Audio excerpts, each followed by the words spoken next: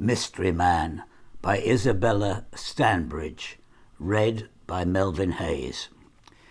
It was Halloween when 4 friends went trick-or-treating. Their names were Isabel, Beatrix, Gabrielle and Ella. Isabel's parents said, "Be back before 9 and stick together." They set off not knowing what troubles that would awaken. They went to the last house in town at the end of a cul-de-sac. Nobody answered. But when leaving, Ella tripped over a discarded Halloween bucket and fell into a bush.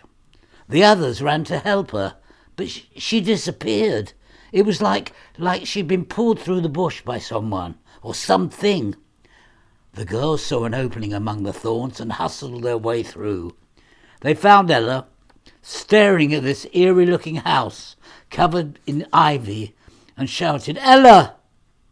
But she didn't move. They jogged to her, and Ella finally took notice.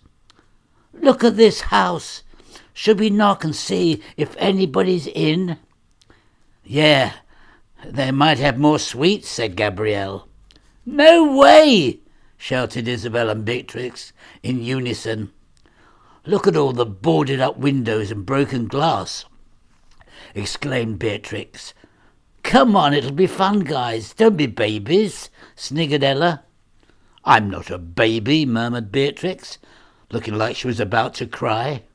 "Me neither," said Isabel loudly. "I'll lead the way."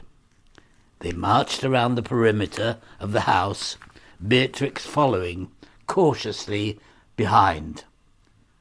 They knocked on the castle-like doors, and somehow the door slowly opened ajar, creaking on its way. Beatrix surprisingly looked through the crack of the door and said, "There's nothing in there. Let's go before it gets dark." But everyone else insisted on going in.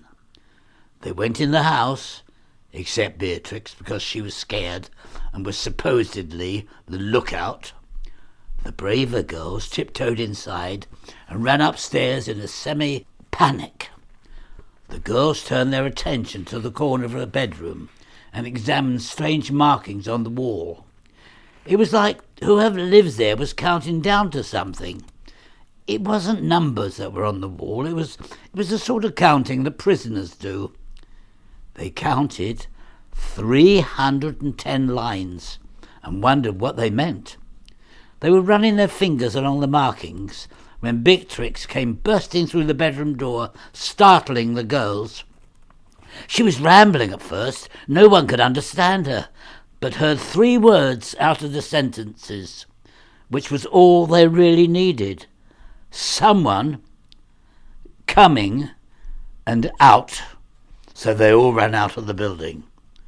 There they witnessed a fat old man with a scraggy long beard down to his shoulders and white ferocious hair, dragging a sack along the ground.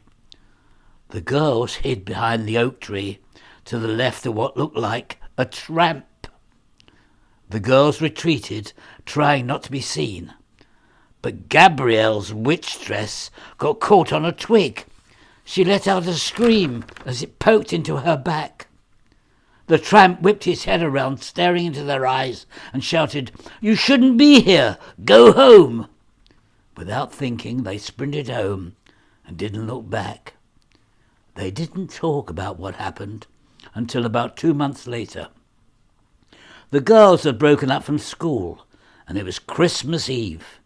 Bored, they went back to the creepy house to explore. "I caught a glimpse of a basement last time. We can explore down there," whispered Isabel outside the house. "All right. I guess it's somewhere new," said Gabrielle casually.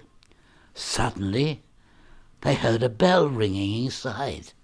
So they shot inside the building and followed the noise coming from the basement. They slowly walked down the stairs, trying not to get caught.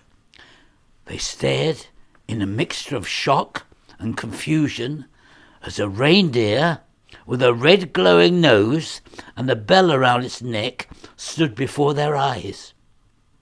Then, before the girls could react, a plump man in a red suit with white fluff, a leather belt and grey spectacles stood at the bottom of the stairs.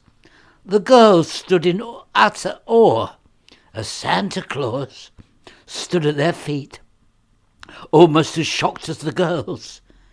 "Here, I recognise you girls. Did you come here on Halloween?"